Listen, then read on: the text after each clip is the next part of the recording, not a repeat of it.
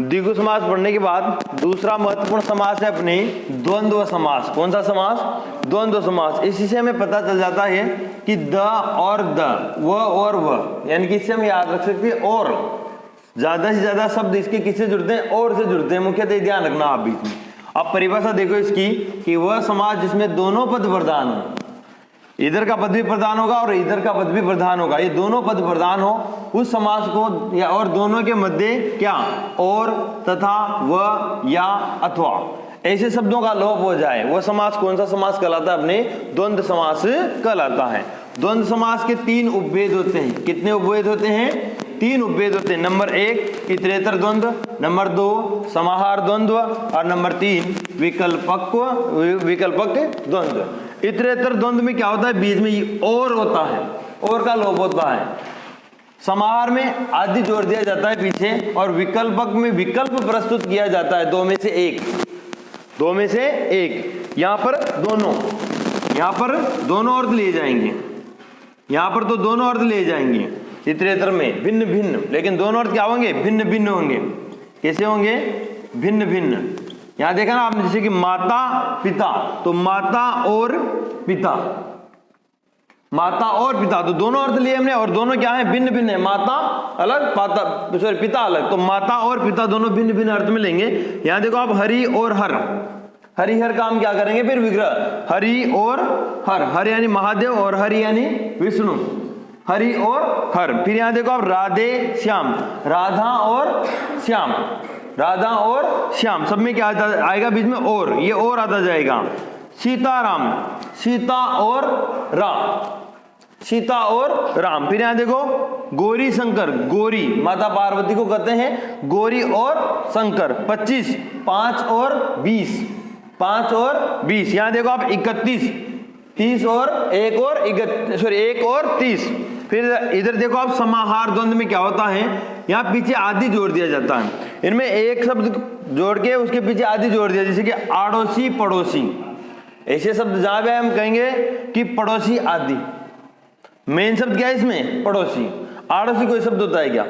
आड़ोसी कोई ऐसा महत्वपूर्ण शब्द नहीं होता, तो क्या करते हैं? पड़ोसी और पीछे जोड़ देते हैं इसमें आदि, तो इसका विग्रह हो जाएगा पड़ोसी आदि।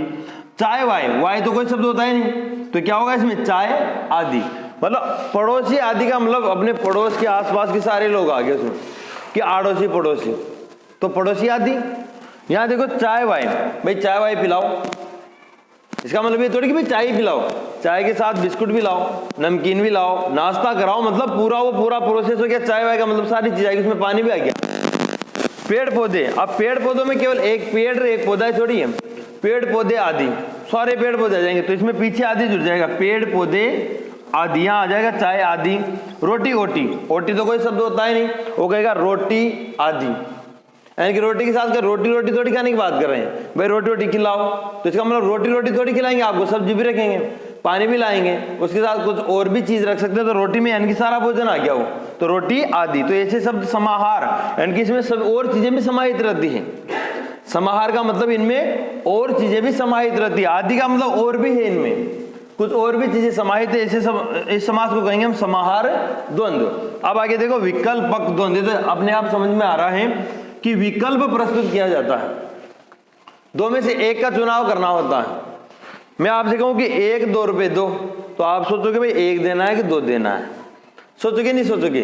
भाई 1 या 2 रुपए दो, तो 1 या 2 लगाएंगे ना अपन बीच में, 1-2 रुपए, तो आप क्या दोगे? अब इसका विग्रह क्या होगा? 1 या 2, भाई 1 देना है या 2 देना है। फिर यहां अपन या लगा देंगे, जैसे 1 या 2, ये बीच में ये आ जाएगा या। 10-12, अब 10 और 12, 10 भी अलग है 12 भी अलग है, लेकिन इन्होंने कहता है कि 10-12 रुपए दे दो, 10-12 कचौरियां ले आओ, 10-12 समोसे ले आओ, तो 10 लाने कि 12 लाने, तो वहां क्या होगा? 10 या 12। क्या विग्रह होगा इसका? 10 या 12।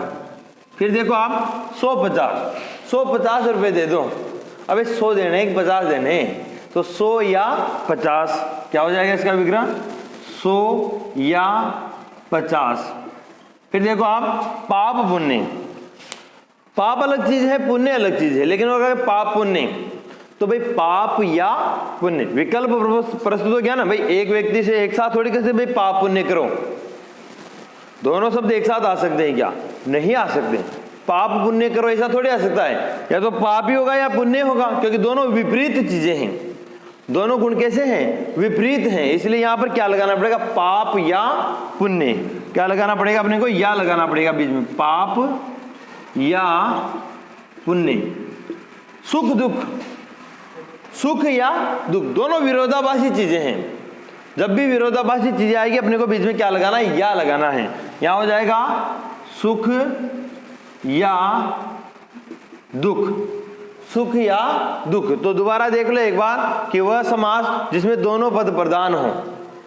देखो दोनों पद प्रधान है, 10, 12, 1, 2।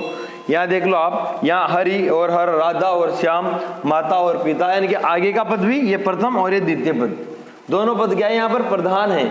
उसे क्या कहेंगे हम? द्वंद्व समास कहेंगे। और बीच में देखो इसके मध्य या तो और, तथा, व, या, अथवा ऐसे शब्दों का लोप हो जाता है, वहां द्वंद्व समास होता है। इसके 3 उपभेद होते हैं। पहला इतरेतर, दूसरा समाहार, तीसरा विकल्पक द्वंद्व। इतरेतर द्वंद्व में बीच में और जोड़ दिया लगाया जाता है, समाहार में पीछे आदि लगाया जाता है, और विकल्प में बीच में या लगाया जाता है। इसके कुछ उदाहरण देखो, माता और पिता, तो माता पिता, माता और पिता, हरि और हर, इधर आड़ोसी पड़ोसी तो पड़ोसी आदि हो जाएगा, पेड़ पौधे तो पेड़ पौधे आदि हो जाएगा, 1 2 या 1 या 2, 10 12, 10 या 12। ये हुआ अपना पहला। अब इसके कुछ अन्य उदाहरण हैं। अब ये द्वंद्व समास के कुछ अन्य उदाहरण हैं, इन्हें समझ लीजिए। बहुत ही सिंपल है। दोनों पद प्रधान होते हैं, और या अथवा, परंतु सॉरी, और या अथवा, व, या, अथवा, ये सारे सब जुड़ जाते, तथा वगैरह इसमें बीच में जुड़ जाते हैं। यहाँ देखो धनुर्बाण, साफ साफ दिख रहा है अपने को, धनुष और बाण, धनुष और ये बाण। तो ये कौन सा समास है? इसमें द्वंद्व समास है। ठीक है। शीतोष्ण, शीत और उष्ण, यानी कि शीत सर्दी और उष्ण यानी गर्मी, दोनों, शीत और उष्ण। कंठोष्ठ, कंठ और ओष्ठ, बिल्कुल सिंपल है, कंठ और ओष्ठ। ठीक है। दंतोष्ठ, दंत और ओष्ठ, दंत और ओष्ठ। अब अपन यहां ये नहीं करेंगे दांत और होठ, दांत और होठ नहीं करेंगे अपन, जबकि इनका अर्थ वही है, लेकिन इसी के अकॉर्डिंग हमें विग्रह करना है। जैसा शब्द लगभग यहाँ हो सके जहां तक ऐसा ही करना, अगर नहीं हो तो फिर दूसरा होता है। लेकिन दंतोष्ठ, दंत और ओष्ठ। अहर्निश, इसका होगा अहन प्लस निशा। अहन कहते हैं दिन को और निशा कहते हैं रात को। तो यहां हम करेंगे अहन और निशा, और लगाना बीच में, अहन और निशा। दिवा रात्र, दिवा, दिवा कहते हैं दिन को, दिवा और रात्रि। अब यहां रात्रि हो जाएगा, यहां रात्र नहीं रहेगा ना, तो सब में क्या लगा हमने? और। इधर देखो अब आप, धूप छांव, धूप और छांव। ठीक। इधर देखो आप, श्वेत श्याम, श्वेत और श्याम, श्वेत और श्याम। लक्ष्मी नारायण, लक्ष्मी और नारायण। लव कुश, लव और कुश, लव और कुश। लाभ शुभ होता है, लाभ नहीं होता। लाभ शुभ हम शुभ लाभ बोलते हैं ना, लाभ पहले आता है ना। कौन थे ये? गणेश जी के थे ना, तो ये लाभ पहले आता है, शुभ बाद में आता है। तो लाभ और शुभ। रिद्धि सिद्धि, रिद्धि और सिद्धि, रिद्धि और सिद्धि। शीतातप, शीत और आतप, शीत और आतप। और जलवायु का तो क्या होगा? जल और वायु नहीं होगा। अब जलवायु से सारी परिस्थितियां आ गई हो, जलवायु में जो भी परिवर्तन आते हैं, वर्षा वगैरह, जो आंधी तूफान सब आ गए उसमें, तो इसमें आएगा जल वायु आदि, जल वायु आदि। ये समाहार द्वंद्व है। द्वंद्व समास का कौन सा भेद है? ये समाहार। अब इधर देखो, ये सब, इन सब में या लगेगा बीच में। क्या लगेगा? या। कि गमन या आगमन, गमन या, गमन यानी जाना, आगमन यानी आना, तो गमन या आगमन। फिर देखो आप, सत्यासत्य, तो सत्य या असत्य, शाबाश, सत्य या असत्य। गुणावगुण, गुण या अवगुण, गुण या अवगुण। विकल्प प्रस्तुत किए जा रहे हैं, तो यहां कौन सा होगा? विकल्पक द्वंद्व। 26, 6 और 20, 6 और 20 कितने होते हैं? 26, तो 6 और 20 हो गया।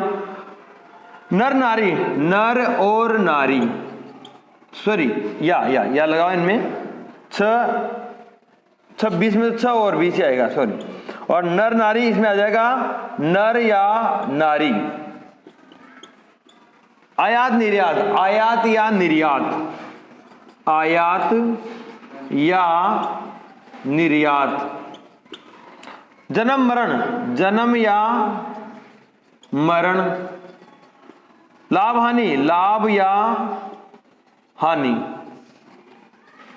सबसे सीधी सी बात यह है कि इन सभी में आप और भी लगा सकते हो, ये तो भेद कर दे तीन इनके, वरना हम और लगा के सभी का विग्रह कर सकते हैं, कोई दिक्कत नहीं है। मेन याद रखो आप द्वंद्व समास में और क्या, और लगा के आप सभी का विग्रह कर सकते हो। तो ये हमने पढ़े, एक बार इनको वापस देखते हैं। धनुर बाण, धनुष और बाण। शीतोष्ण, शीत और उष्ण। कंठोष्ठ, कंठ और ओष्ठ। दंतोष्ठ, दंत और ओष्ठ। अहर्निश, अहन यानी दिन, निशा यानी रात, तो अहन और निशा। दिवारात, दिवा यानी दिन और रात्रि। गमनागमन, गमन या आगमन। सत्यासत्य, सत्य या असत्य। गुणावगुण, गुण या अवगुण। 26, 6 और 20। नर नारी, नर या नारी। आयात निर्यात, आयात या निर्यात। जन्म मरण, जन्म या मरण। लाभ हानि, लाभ या हानि। धूप छांव, धूप और छांव। श्वेत श्याम, श्वेत और श्याम। लक्ष्मी नारायण, लक्ष्मी और नारायण। लक्ष्मी के नारायण पति कौन है? भगवान विष्णु। लव कुश, लव और कुश। शुभ, लाभ शुभ, लाभ और शुभ। रिद्धि सिद्धि, रिद्धि और सिद्धि। शीत आतप, शीत प्लस आतप। शीत यानी सर्दी, आतप यानी गर्मी, तो शीत और आतप जलवायु, तो जलवायु आदि। ये इस प्रकार हमने कौन सा समास पढ़ा? अपने द्वंद्व समास, द्वंद्व समास। तीसरे नंबर का समास है अपने अव्ययीभाव समास। सबसे पहले अपने को शब्द में ही जाना है कि इसका नाम जो है अव्ययीभाव समास। तो यहां से हमने पता किया था अ, हिंदी वर्णमाला में सबसे पहले क्या आता है? अ आता है, अ आता है, यानी कि इसका मतलब हमें याद रखना है कि इसमें प्रथम पद प्रधान होता है। क्या होता है? इसमें प्रथम पद प्रधान होता है, कि वह समास जिसमें प्रथम पद प्रधान होता है उसे अव्ययीभाव समास कहते हैं। या आप ये भी कह सकते हो कि जिस सामासिक पद में प्रथम पद प्रधान होता है उसे हम अव्ययीभाव समास कहते हैं। ये तो हुई इसकी परिभाषा। फिर इसके कुछ ये वही चीज है, परिभाषा में से हम इनको अलग अलग लिख सकते हैं कि क्या क्या होना चाहिए? प्रथम पद प्रधान होना चाहिए। भाई अव्ययीभाव समास की पहचान कहाँ होगी? जहां पर प्रथम पद क्या होगा? सॉरी, प्रथम पद अव्यय होगा, प्रथम पद प्रधान होगा, और सारा जो पूरा पद है वो अव्यय बोधक होगा, यानी कि अव्यय का बोध कराएगा हमें, उसमें कोई व्यय न होगा। तो एक चीज अपने को यहाँ याद रखनी कि प्रथम पद क्या हो? अव्यय हो। प्रथम पद क्या होना चाहिए? प्रधान भी होना चाहिए। और सारा जो पद है, समस्त पद है, पूरा पद, इसे समस्त पद कहते हैं, ये समस्त पद क्या होना चाहिए? अव्यय बोधक होना चाहिए, यानी कि अव्यय का बोध कराने वाला होना चाहिए। यहाँ देखिए अब आप कि अव्यय पदों से तात्पर्य उन शब्दों से है जिनके रूप में, ये हमने पहले भी पढ़ा था, लिंग और वचन के प्रभाव से कोई परिवर्तन नहीं आता। यानी कि अव्यय पद या अव्यय शब्द किन्हें कहते हैं? कि जिनके रूप में लिंग और वचन, लिंग वही आप जानते हो स्त्रीलिंग पुल्लिंग, और वचन एक वचन बहुवचन, इनके प्रभाव से यदि कोई परिवर्तन नहीं आता तो वो क्या कहलाते हैं? अव्यय कहलाते हैं। क्या कहलाते हैं? अव्यय कहलाते हैं। समस्त उपसर्ग अव्यय होते हैं। अपने हिंदी में जितने भी उपसर्ग हैं सारे, दूसरे संस्कृत वगैरह, तो सारे उपसर्ग क्या होते हैं? अव्यय होते हैं। उनमें कोई विकार नहीं आता, कभी भी उनमें कोई विकार नहीं आता, तो उन्हें क्या कहते हैं? अव्यय कहते हैं। कि समस्त उपसर्ग अव्यय होते हैं, अतः उपसर्ग युक्त शब्दों, यानी कि ऐसे शब्द जो उपसर्ग से बने हों, यह सबसे बड़ी पहचान है इसकी, कि ऐसा शब्द जिसके आगे क्या लगा हुआ हो। भाई उपसर्ग शब्द के आगे लगते हैं, शब्द के आगे लगते हैं, तो वे जितने भी शब्द हों जिनके आगे क्या लगा हो? उपसर्ग। कि उपसर्ग से बने हुए शब्द, युक्त का मतलब बने हुए, कि उपसर्ग युक्त शब्दों में कौन सा समास होता है? अव्ययीभाव समास होता है। यही तो पढ़ रहे हम, अव्यय अव्यय अव्यय, सारे उपसर्ग अव्यय होते हैं, और जितने भी शब्द हों उनके अगर मान लो आगे उपसर्ग लगा हुआ हो लगभग लगभग, तो वो सारे क्या कहलाएंगे आपके, उनमें कौन सा समास होगा, अव्ययभाव समास होगा। उपसर्ग युक्त शब्दों में कौन सा समास होता है, अव्ययभाव समास। अब देखो यहाँ पर अ उपसर्ग आ गया, मूल शब्द क्या है इसमें, कारण। अ का मतलब क्या होता है, नहीं। अ का मतलब नहीं, या अ का मतलब रहित भी कर सकते हो आप, मतलब बिना भी कर सकते हो आप। तो बिना कारण हो जाएगा इसका समास विग्रह, कारण रहित हो जाएगा इसका समास विग्रह, या तो आप कर दो कारण रहित, ये लो बस इतना सा समास विग्रह। इसमें समास विग्रह अलग ही होगा, आपने ये रहित अलग से जोड़ना पड़ेगा अपने। अ का मतलब रहित होता है, बिना होता है, या नहीं भी होता है। यहां पर क्या है, कारण, तो अ आ गया ना आगे उपसर्ग, तो अकारण यानी कि कारण रहित, कारण के बिना या बिना कारण, कुछ भी लिख सकते हो आप, बस भाव ये आना चाहिए कारण रहित। दूसरा देखो आप, अन प्लस आवश्यक, इसमें कौन सा उपसर्ग है, अन, कौन सा उपसर्ग है इसमें, अन। ये देखो अन, यहां आ जुड़ा हुआ है तो अन प्लस आवश्यक, अनावश्यक, देखो ये है अन प्लस आवश्यक, ये है यहां पर अन प्लस आवश्यक। तो अन का मतलब भी होता है बिना या रहित, यही तो होता है। तो आवश्यकता के बिना या बिना आवश्यकता के कर सकते हो आप, इसे क्या सकते हैं, क्या कर सकते हैं अपन, बिना आवश्यकता के कर सकते हैं। यहां देखो अब अन प्लस अधिकार, सब में उपसर्ग लग रहा है। अब अन का मतलब क्या होता है, वही बिना या रहित होता है, तो बिना अधिकार या अधिकार रहित, क्या कर सकते हैं हम इसे, अधिकार रहित। यहां क्या हो जाएगा, आवश्यकता रहित या बिना आवश्यकता के हो जाएगा। यहां देखो बेरहम, किसी के ऊपर रहम करना, दया करना हो गया। अब बे का मतलब बिना, बे का मतलब रहित, बेवफा नहीं कहते क्या हम, वफा का मतलब वफा करना, बेवफा का मतलब वफा नहीं करना। तो यहां भी तो वही है, बेरहम, बे का मतलब होता है बिना, बे का मतलब क्या लेंगे आप, बिना। तो यहां क्या कर देंगे, बिना रहम के, बिना रहम के, यानी कि जो रहम नहीं करे उसे हम क्या कहेंगे, बेरहम है। तो कहते नहीं कहते, बेरहम आदमी, तो बिना रहम के, तो इसका क्या विग्रह हो जाएगा, बिना रहम। बिना रहम भी हो सकता है या रहम रहित भी हो सकता है, जिसमें रहम हो ही नहीं। बेशर्म, समझो शर्म, आ गया बे का मतलब वही बिना, या बे का मतलब रहित भी होता है, कि शर्म के बिना या शर्म रहित, दोनों हो सकता है। शर्म रहित, जिसमें शर्म नहीं हो उसे क्या कहेंगे हम, बेशर्म। मुख्य आपको ये ध्यान रखना है कि आगे देखो इनमें क्या आ रहा है, सब में क्या आ रहा है, उपसर्ग आ रहा है, पीछे मूल शब्द है, तो आगे वाला पद प्रधान है, इसमें अप्रधान है। अ के कारण ये कारण का भाव बदल गया भाई।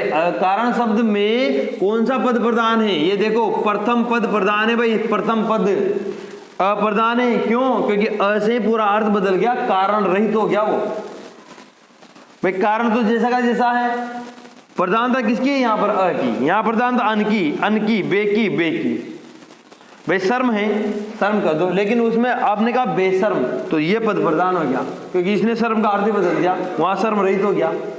हुआ कि नहीं हुआ, तभी तो कहते हैं कि जिन पदों में प्रथम पद प्रधान हो वहां अव्ययभाव समास होता है, वहां अव्ययभाव समास होता है। आगे देखो, बेदर्द, वही बात है, दर्द रहित या बिना दर्द दोनों लिख सकते हो आप, दर्द रहित।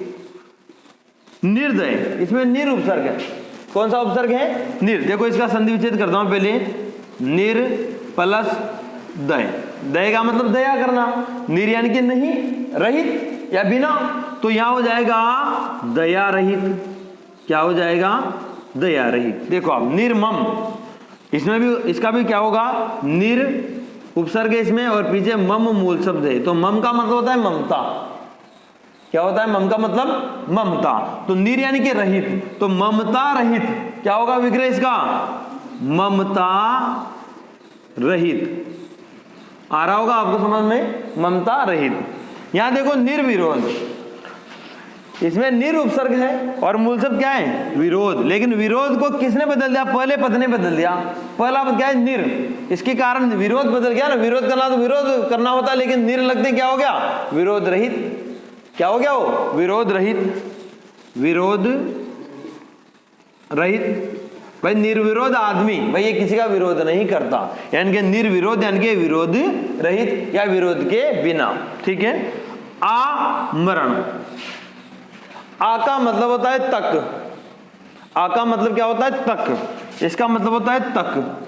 मरण का मतलब होता है मरना। तो मरण तक, मरने तक, मृत्यु पर्यंत, इसका विग्रह क्या करेंगे अपन? मरने तक। क्या करेंगे?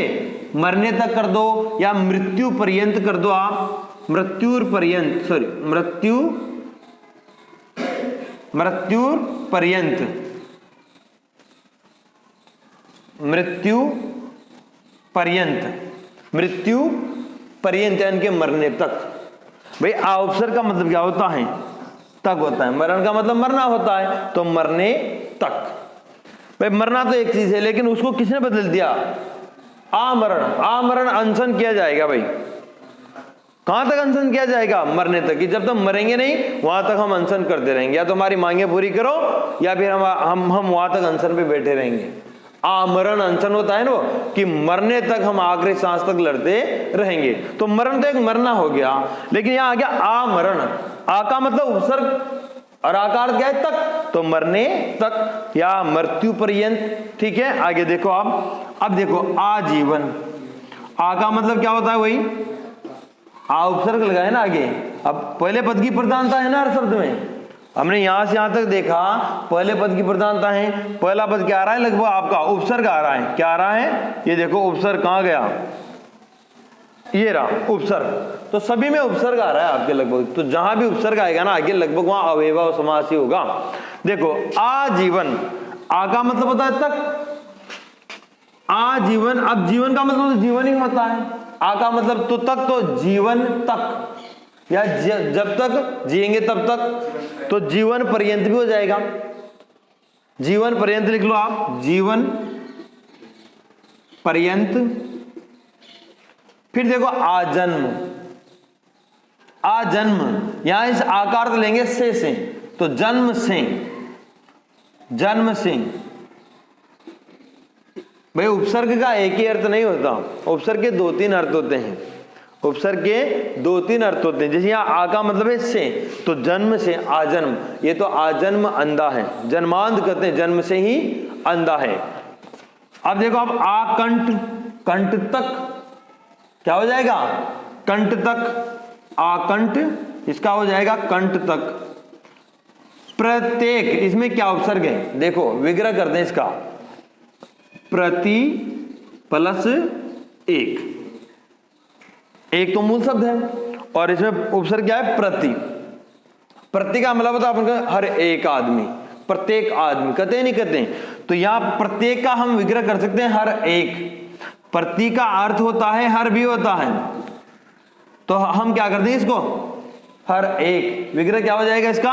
हर एक। यहां लिख लो आप हर एक। प्रत्यंग, देखो इसको करते हैं प्रति प्लस अंग। ये अनुसंधि है इसमें, प्रति प्लस अंग।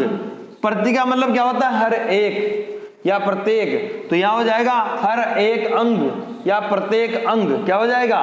हर एक अंग या प्रत्येक अंग। भाई प्रति उपसर्ग आ रहा है ना, इसके 2-3 अर्थ होते हैं। हर एक भी होता है, प्रत्येक भी होता है, हर भी होता है। जैसे शब्द हो वैसा उचित अर्थ वहां पर लगा दिया जाता है। तो यहां पर अंग का क्या लगाएंगे हम? प्रत्येक अंग। प्रत्येक अंग, प्रत्यंग। प्रति प्लस अंग यानी कि प्रत्येक अंग या हर एक अंग। ठीक है। हाँ, यहां तक हो गया आपने। अब आगे कुछ और भी उदाहरण लिखेंगे हम। ये आगे समझ में आपको एक बार और फटाफट 1 मिनट में देख लो। ये तो हो गया अकारण, कारण रहित। अनावश्यक, बिना आवश्यकता के। अनधिकार, अधिकार रहित। बेरहम, बिना रहम या रहम रहित। बेशर्म, शर्म रहित। बेदर्द, दर्द रहित। निर्दय, दया रहित। निर्मम, ममता रहित। निर्विरोध, विरोध रहित। आमरण, मरने तक या मृत्यु पर्यंत। आजीवन, जीवन पर्यंत या जब तक जीवन है तब तक। आजन्म, जन्म से। आकंठ, कंठ तक। प्रत्येक, हर एक। प्रत्यंग, प्रत्येक अंग। ठीक है। अब कुछ और भी उदाहरण लिख लेते हैं हम। देखिए अव्ययभाव समास के कुछ अन्य उदाहरण और लिए हमने। प्रतिदिन, तो प्रति का मतलब क्या हो गया प्रत्येक दिन, प्रत्येक दिन भी कर सकते हो आप, हर एक दिन भी कर सकते हो, प्रत्येक दिन या हर दिन, ठीक है। अर्थ आना चाहिए प्रत्येक दिन। हम कहें प्रतिदिन, भाई ये काम मैं प्रतिदिन करूंगा, यानी कि रोजाना करूंगा, हर दिन करूंगा, हर एक दिन में ये काम करूंगा, हो गया ना। आगे देखो प्रत्यारोप, प्रति का मतलब हो गया यहां पर बदले, प्रति उपसर्ग है इसमें, इसका अर्थ प्रति प्लस आरोप। देखो संधि विच्छेद देख लो पहले इसका, इसमें है प्रति प्लस आरोप। अब यहां प्रति प्लस आरोप मिलके हो गया प्रत्यारोप। कौन सी संधि, यह संधि, ई और आ मिलके क्या हो गया ए हो गया, यहां पर या हो गया ना। तो प्रति का अर्थ है यहां पर बदले, तो यहां हो जाएगा आरोप के बदले आरोप। प्रत्यारोप, आरोप के बदले क्या किया उसने आरोप, तो प्रत्यारोप लगाया भाई, आरोप के बदले आरोप लगाना यानी कि प्रत्यारोप। तो यहां लिखो आरोप के बदले आरोप, ये हो गया प्रत्यारोप। प्रत्याघात, इसमें भी वही है प्रति प्लस आघात। संधि विच्छेद क्या होगा इसका देखो, प्रति प्लस आघात, तो क्या होगा आघात, इसका क्या है आघात के बदले आघात, प्रत्याघात, हाँ आघात के बदले आघात, क्या होगा इसका आघात के बदले आघात, आघात के बदले आघात, ठीक है। प्रतिहिंसा, वही हिंसा के बदले, भाई उन लोगों ने तो प्रतिहिंसा की यानी कि हिंसा के बदले और हिंसा की, तो उसे कहेंगे हम हिंसा के बदले हिंसा, हिंसा के बदले हिंसा, क्या होगा ये प्रतिहिंसा। फिर देखो आप यथोक्त, यथा का मतलब होता है जैसा या अनुसार, यथा का मतलब क्या होता है जैसा या अनुसार। उक्त का मतलब होता है कथन, उक्त का मतलब क्या होता है